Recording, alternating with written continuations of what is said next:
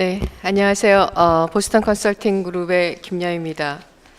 제가 이 상공회의소에서 주최하는 그 유통 전망 세미나를 수차례 참석을 했는데 이렇게 온라인으로 하는 게 세 번째인 것 같습니다. 작년에 제가 한번 했고 올해 중반에 했고요.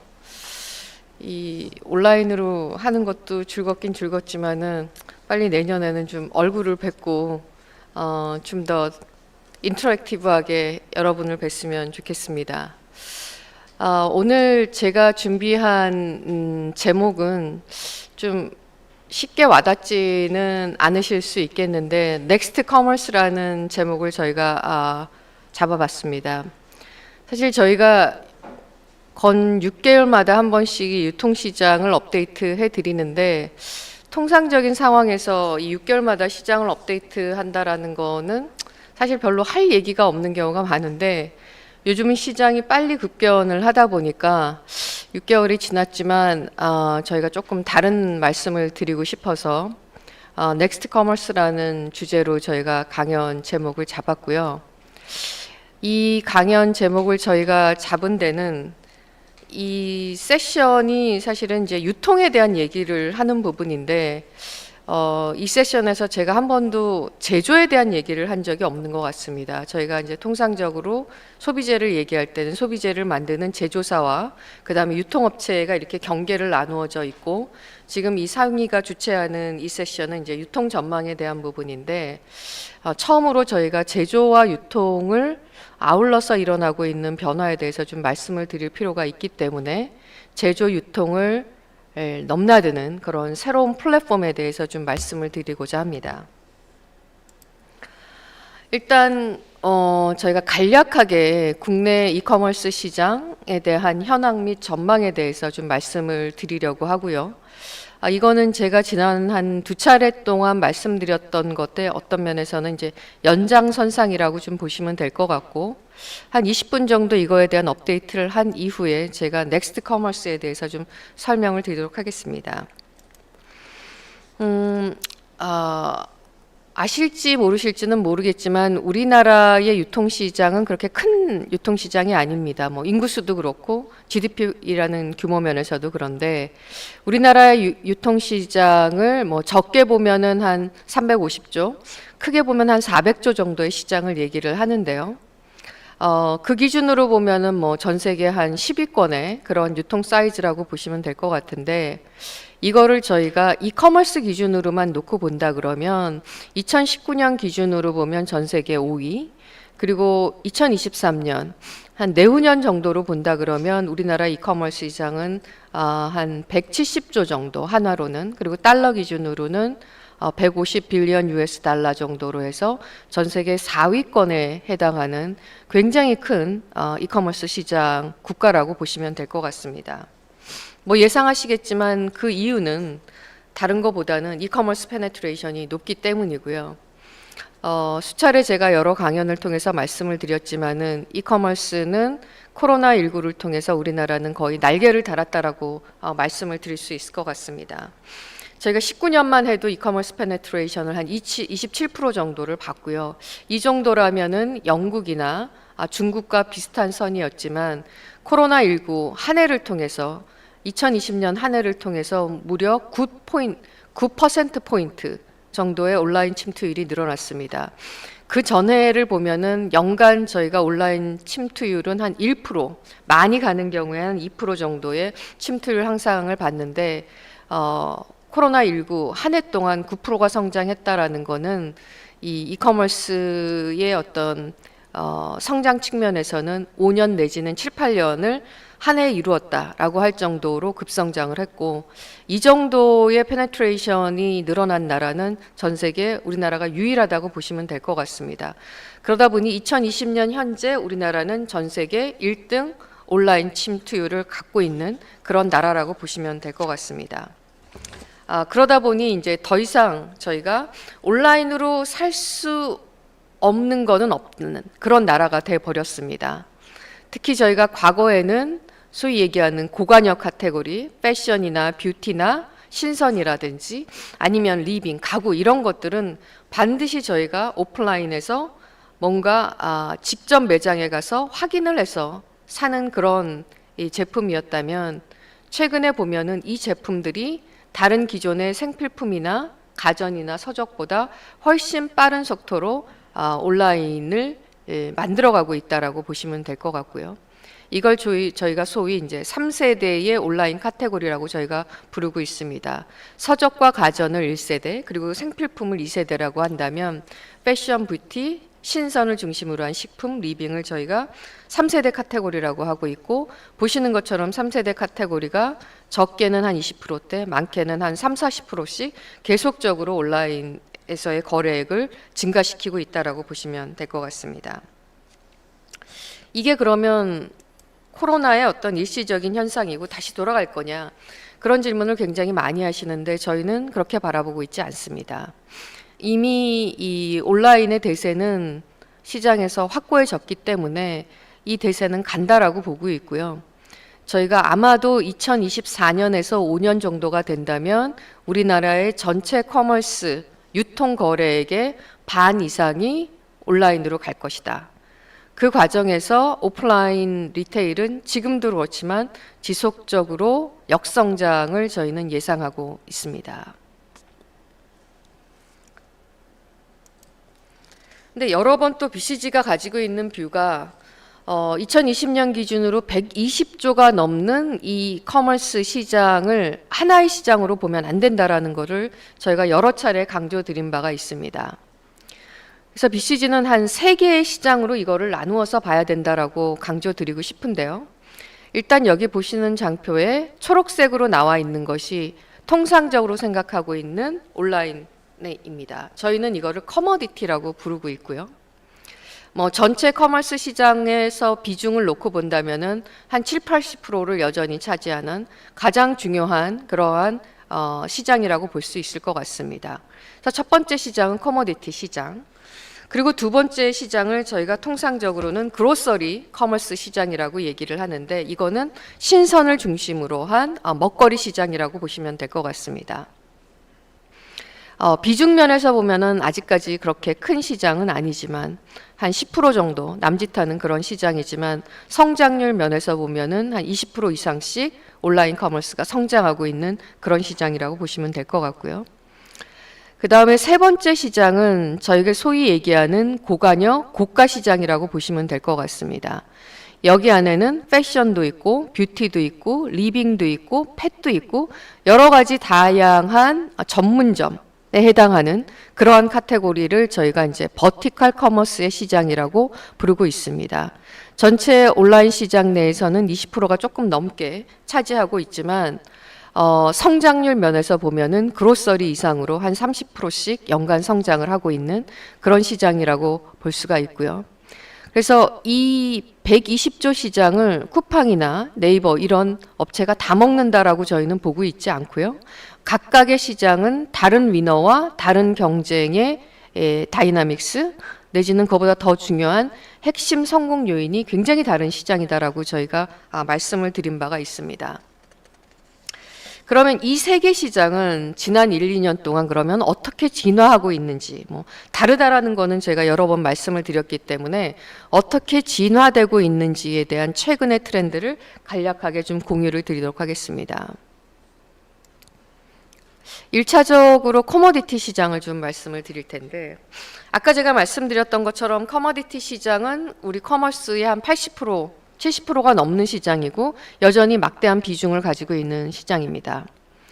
그렇지만 이 시장은 저희가 한 4가지 정도의 핵심 경쟁 요인을 보고 있습니다. 소위 얘기하는 커머스라고 얘기했을 때 가장 먼저 떠오르는 카테고리라고 보시면 될 것 같습니다. 일단은 엔들리스 아일, 즉 굉장히 방대한 구색을 가지고 있고 그 다음에 가격으로 경쟁을 하는 그런 시장이라고 보시면 될 것 같고요.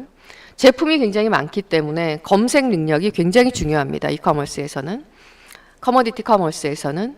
그리고 UI, UX 굉장히 직관적이고 쉬운 그러한 체크인, 체크아웃, 또 최근에 굉장히 많이 경쟁이 붙고 있는 배송, 빠른 배송, 당일 배송 이런 것들이 이 커머디티 이커머스 시장의 핵심 경쟁 요인입니다. 이 시장의 최근의 트렌드를 놓고 본다면 물론 이제 여기에서의 위너는 쿠팡, 뭐 이베이, G마켓 이런 것들 이런 업체들이 이 시장에서 플레이를 하고 있다라고 보여지는데 이 시장이 최근에 겪고 있는 한 변화는 이 시장이 두 가지로 나누어진다는 겁니다. 여기 보시는 것처럼 저희가 알고 있는 건 이 커머디티는 소위 얘기하는 재놓고 사는 계획 구매의 시장입니다.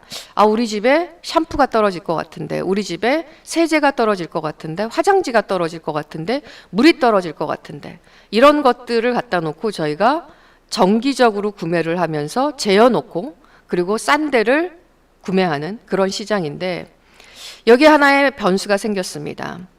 특히 이제 1인 가구가 많아지면서 내가 1리터짜리 삼다수 물을 10바스씩 산다라는 거는 좀 불편한 일이 되어버린 거예요. 그리고 그거를 혼자 살고 있기 때문에 누가 떨어질 때를 잘 알고 대신 주문해 주는 사람도 없고 그러다 보니 소위 얘기하는 긴급 구매라고 저희가 표현을 했던 필인의 시장이 있습니다. 갑자기 뭐가 떨어졌는데 아, 나는 10통 아니고 한 통만 샀으면 좋겠는데 내가 집에 포스트잇이 필요한데 그거를 10개짜리 하나를 필요한 게 아니고 하나만 샀으면 좋겠는데 이런 거를 당장 필요한데 나 사는 거를 잊어버렸는데 이거는 쟁여놓고 사는 게 아니고 긴급 구매를 하는 그런 시장인데 여기를 치고 나온 사업자는 잘 아시는 비마트입니다.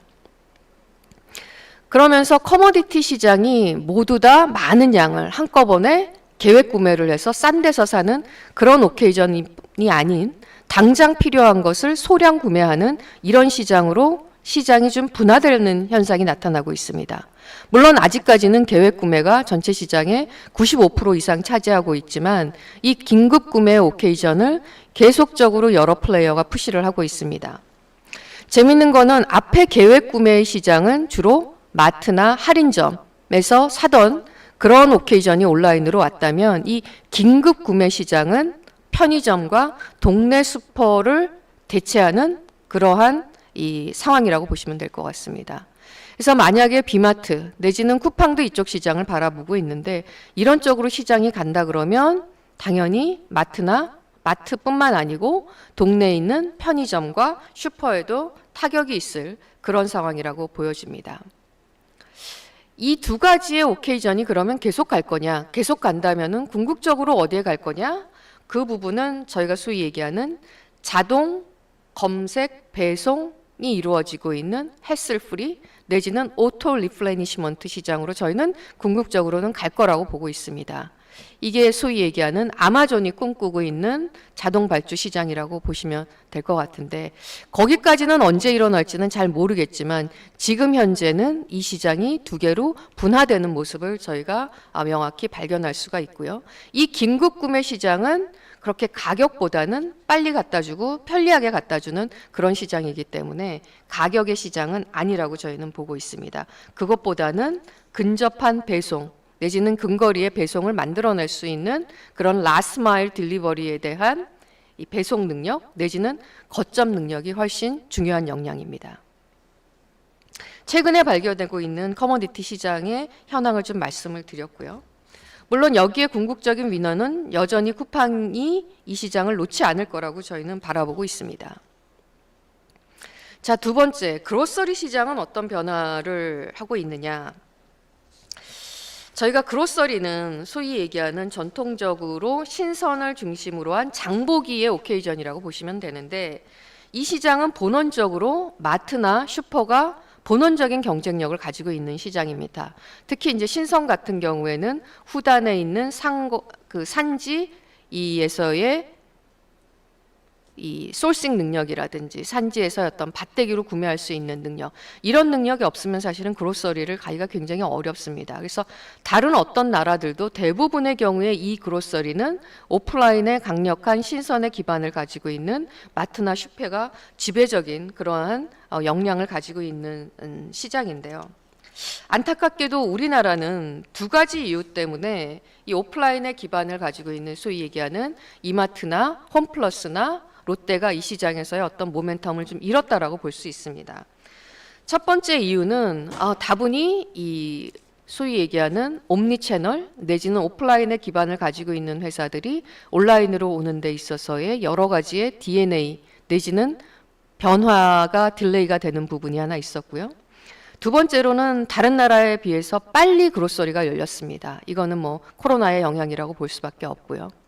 그러다 보니까 기존에 있었던 슈퍼나 마트 사업자들이 준비를 못하고 있는 사이에 가장 먼저 치고 나간 거는 쿠팡의 로켓프레시죠. 근데 그러면 쿠팡이 작년 초만 해도 이 로켓프레시를 중심으로 해서 열심히 이 그로서리를 푸시를 했는데 저희가 초기에 가지고 있었던 생각은 이 로켓프레시가 특히 신선을 중심으로 과연 쿠팡이 계속적으로 위닝을 할 수 있을 것이냐에 대한 질문을 저희는 많이 가지고 있었습니다. 왜냐하면 말씀드렸던 것처럼 신선의 소싱 능력 내지는 신선을 팩이나 로스 없이 그날 떨이를 해내는 능력이라는 게 그렇게 쉽게 갈 수 있는 부분이 아니거든요. 그런데 대담하게 작년 초에 쿠팡 프레시가 여기 보시는 것처럼 불고기, 새우, 전복, 사과, 소위 얘기하는 신선의 꽃인 정육수산 과일을 열심히 밀었습니다. 그런데 최근에 올 1월에 이 쿠팡의 쿠팡 프레시의 탑 10 아이템을 보면은 소위 얘기하는 신선의 정육, 수산, 과일의 아이템은 어딘가 모르게 다 사라졌습니다. 그리고 대신 우유라든지 계란이라든지 두부, 교자, 소위 얘기하는 극신선보다는 식품 쪽으로 이들이 선호했습니다. 저는 이거는 굉장히 스마트한 전략이라고 생각합니다. 쿠팡 같은 소위 얘기하는 커머디티의 DNA를 가지고 있는 사업자들이 어느 날 갑자기 이런 신선을 가지고 그로서리의 위너가 된다라는 것은 사실 쉽지 않아요.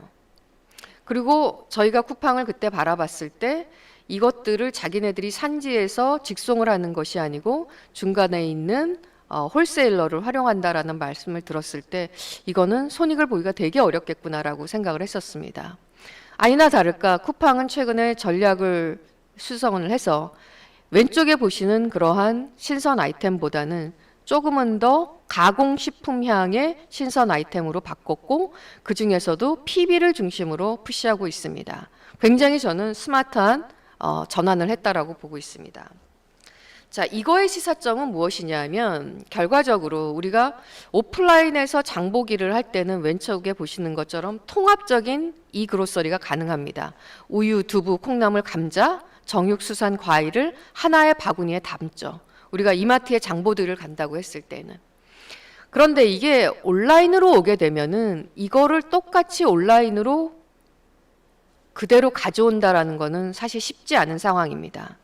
아마 이마트나 롯데나 홈플러스 정도가 한다면 할 수 있는 일인 거고 지금의 현상을 본다면 앞에 말씀드렸던 것처럼 신선 중에서도 가공식품향의 이런 제품들은 여전히 쿠팡의 장보기형 코머디티라고 저희가 부르는 이런 쪽으로 가고 있고요. 그 외 소위 얘기하는 극신선 내지는 초신선은 새로운 플레이어들이 마구마구 나오고 있습니다. 뒤에서 말씀드리겠지만은 저희가 초신선이라고 얘기를 할 때는 정육, 수산 그리고 계절성 과일까지를 얘기합니다. 야채라든지 이런 그 외의 가공식품에 해당하는 두부, 우유 이런 거는 조금은 더 저희가 이 코모디티에 가까울 수가 있습니다. 그래서 이 온라인 그로서리 안에도 이렇게 구매가 두 가지로 나눠지고 있는 현상을 저희가 볼 수 있고요.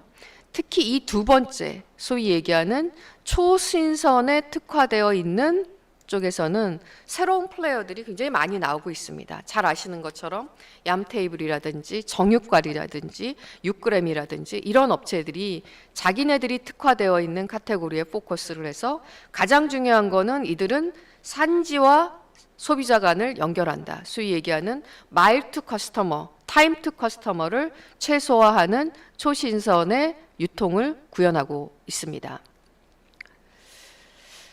그러다 보니까 이들이 가져갈 수 있는 부분은 그날 직접 생산한 것을 자체적으로 소분을 해서 당일 새벽 배송을 통해서 콜드체인으로 가져가는 이런 부분을 하고 있는데 이게 소위 얘기하는 벤처나 개인 사업자로서는 할 수 있는 모델이겠지만 저희가 가지고 있는 컨서는 이들이 과연 어느 정도까지 대형화될 수 있겠느냐가 사실은 저희로서는 퀘스천 마크입니다. 스타트업으로서는 여러 가지 굉장히 성공적인 그런 사례가 나오겠지만은 이거를 전부 내 밸류 체인 안에서 내가 직접 이걸 소화한다라는 거는 사실 쉬운 일이 아니고요. 굉장히 코스트가 많이 들어가는 그런 사업 모델로 저희는 보여집니다. 그래서 이들도 지금까지는 새로이 뜨는 그런 스타트업으로서는 의미가 있겠지만 과연 이게 지속화될 수 있느냐라는 부분이 저희가 보는 관전 포인트라고 보시면 될 것 같습니다. 그래서 지금까지의 이 그로서리 상황을 조금 정리해 둔다면 1세대에는 쓱닷컴, 특히 쿠팡프레쉬, 컬리, 이마트몰 다 뭐를 예상했냐면 오프라인에서의 장보기를 온라인에서 구현한다라는 것을 중심으로 달려왔습니다. 그렇지만 지금 보여지는 현상은 앞에 저희가 커머디티와 마찬가지로 그로서리도 조금 좀 분화가 된다. 그래서 커머디티 향의 그로서리는 여전히 커머디티에서 가지고 있는 역량을 가지고 있는 업체들이 그 노하우를 가지고 PB를 해준다라든지 아니면은 개인화 노출을 통해서 전문적으로 그리고 배송을 통해서 차별화를 시도하고 있는 반면에 완전히 초신선에서는 그것과는 좀 다른 플레이어들이 나타나고 있다라고 말씀을 드릴 수 있고요. 그럼 BCG가 바라다보는 미래의 뷰는 뭐냐? 저희는 이게 더 진화된다면은 이거는 산지와의 직거래 모델이 미래에 나타날 수 있는 사업 모델이다. 사실은 이게 지금 네이버가 하고 있는 산지직송이라는 모델이 있긴 있습니다. 근데 이제 그거는 소분이 안 되고 그 다음에 합배송이 안 된다는 측면에서 여러 가지로 좀 어려움이 있는데 어찌됐든 신선의 가장 꽃은 뭐냐면 고객과 생산자를 여하이 빨리 연결해 줄 거냐라는 면에서 보면 이런 모델이 미래에는 경쟁력이 있는 모델이 되지 않을까라고 저희는 보고 있습니다. 자, 세 번째 마지막으로 저희가 버티칼에 대해서 좀 말씀을 드리도록 하겠습니다. 저희가 버티칼에 대해서도 말씀을 드릴 때 이 초반부에 무슨 말씀을 드렸냐면 여기 이제 앞에 보셨던 이 버티칼 부분이 있는데 버티칼의 챌린지는 뭐였냐면 커머디티 그로서리와는 조금 달리 이게 이제 전문성을 가져야 되다 보니까 패션을 하면서 뷰티를 하면서 리빙을 하면서 펫을 하는 그런 모델이 나오기가 굉장히 어렵습니다. 그러다 보니 이게 굉장히 카테고리 포커스로 갈 가능성이 있고 카테고리 포커스로 간다고 했을 때 카테고리가 사이즈가 나오는 예를 들면 패션이나 뷰티 같은 데는 가능하겠지만 나머지 세부 카테고리는 어떻게 될까? 이게 전부 하나하나가 좀 파편화되는 그런 시장이 된다면 선도 업체들도 파편화될까? 이제 이런 질문들이 사실은 좀 있었습니다. 아직 저희가 명확한 답은 없지만 몇 가지 나타나는 굉장히 중요한 현상이 있습니다. 이걸 통해서 사실은 이 시장이 더 대형화될 수 있다라고 보여지고 있는데 하나 나타나는 현상은 지금까지 유통은 이거를 하나의 카테고리로 바라보는데 그것보다는 조금은 더 테마 중심으로 이거를 엮는 그런 모습들이 나타나고 있습니다. 예시가 뭐냐? 예를 들면 홈앤리빙 카테고리다라고 얘기하면 그 안에 가구도 들어가고 가전도 들어가고 침구도 들어가는 굉장히 넓은 카테고리가 이 안에 포함이 되는 거죠. 저희가 쇼잉 앤 프레젠스라고 얘기했는데 사실은 이게 이제 패션 앤 뷰티가 합쳐지는 모습. 더 나가서 헬스 앤 웰리스. 과거에는 건기식 따로 팔고 건강식품 따로 팔고 건강보조기구 따로 파는 이런 개념보다는 헬스 앤 웰리스라는 테마를 중심으로 이러한 재화들이 다 묶이는 소위 얘기하는 테마를 중심으로 굵직굵직하게 묶이는 그런 모습을 저희가 발견할 수 있고요. 동시에 거기에 서비스가 붙는 겁니다. 예를 들자 그러면 내가 홈앤리빙이라 그러면 가구나 가전이나 침구만 파는 것이 아니고 인테리어 서비스를 판다라든지 그 안에 홈케어와 관련된 세탁이라든지 청소라든지 이런 서비스가 붙어서 홈앤리빙을 만들어낸다라든지 헬스 앤 웰리스 같은 경우에는 검진 상담이라든지 트레이닝 코치. 그래서 과거에는 저희가 유통이라 그러면 주로 제품과 재화를 유통하는 거였다면 이렇게 되면은 제품 재화뿐만이 아니고 서비스까지가 포괄되는 그런 유통으로 변화되는 겁니다. 그리고 동시에 이게 제품과 서비스가 결합이 되다 보니까 이게 과연 물건을 한 번 팔고 끝나는 관계가 아니고 소위 얘기하는 모빌리티 서비스처럼 이게 애저 서비스 시대로 저희는 갈 가능성도 굉장히 높다라고 보여집니다. 그래서 이것저것 신경 쓰지 않고 네가 나의 모든 패션을 문제를 해결해줘. 이런 형태로 가는 거죠. 그래서 컨셉이 조금 복잡한데 저희가 예시를 들어서 좀 설명을 드리도록 하겠습니다. 여기 제가 한 두세 개 사례를 보여드릴 텐데 이 애저 서비스를 그래도 가장 좀 빨리 가고 있는 데가 버티칼 중에는 패션과 리빙과 저희는 헬스케어라고 보고 있습니다. 그래서 우리나라는 아직까지는 그렇게 많이 이게 인티그레이트 되어 있지는 않지만 패션과 유사한 서비스로서 스타일링 서비스, 렌탈 서비스, 그리고 우리나라에 굉장히 핫해지고 있는 명품의 중고 서비스, 리페어 서비스 이런 것들이 지금 패션에서 많이 나오고 있는 애저 서비스 부분입니다. 근데 지금은 이게 각각 이루어지고 있는데 이 부분이 엮일 가능성이 저희는 굉장히 높다라고 보고 있고요. 그렇게 되면 내가 철마다 옷을 사 입는 것이 아니고 철마다 옷을 구독해서 서비스로 쓰는 거. 마치 내가 필요할 때마다 차를 렌탈해서 쓰고 내가 원하는 차를 그때그때마다 바꿔 쓰는 그런 모빌리티 서비스처럼 패션 애저 서비스라는 형태로 저희는 갈 가능성도 있다. 물론 안 될 수도 있지만. 동시에 저희가 홈앤리빙에서도 이케아가 지금까지는 가구를 팔았다면 지금 나타나는 거는 가구의 렌탈, 가구에 내지는 이사 갔을 때의 홈 인테리어 서비스 이런 쪽으로 지속적으로 확대를 하고 있는 부분을 저희가 볼 수 있고요.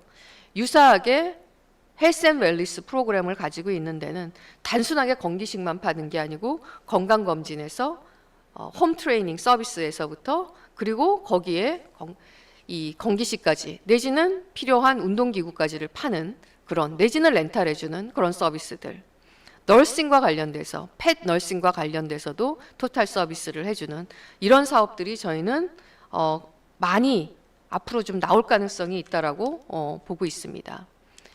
그래서 그걸 정리하면 뭐냐 아직까지 애저 서비스는 저희가 조금 미래의 얘기를 해드린 거고요. 지금까지 저희가 이 버티칼을 얘기할 때는 많은 분들이 라이브 커머스 내지는 컨텐츠 커머스 SNS 커머스 내지는 뭐 인플루언스 마케팅 이런 쪽의 얘기를 많이 하고 있고요. 그리고 이제 서비스들이 막 나오고 있는 그런 상황입니다. 그런데 이게 따로따로 갈 수도 있지만 궁극적으로는 이게 하나의 서비스로 좀 결합이 되는 모습으로 나타나지 않을까? 조금 BCG가 지금 바라보는 부가 조금 앞서간 뷰도 있겠지만은 저희가 봤을 때는 조심스럽지만 이런 시장으로 어느 정도 진화의 가능성도 저희가 열어놓고 좀 봐야 된다. 그래서 지금 사업자들이 여기서 어떻게 싸울 거냐에 대한 얘기를 한다면 좀 더 과감한 베팅을 한다면 애저 서비스까지도 좀 선점을 하는 그런 무브도 좀 필요하지 않을까라는 생각을 조심스럽게 해봅니다. 자, 지금까지가 제가 우리나라의 특히 이커머스를 중심으로 한 시장에 대해서 3대 시장 그리고 각각의 시장이 최근에 어떤 모습을 보이는지를 좀 말씀을 드렸고요.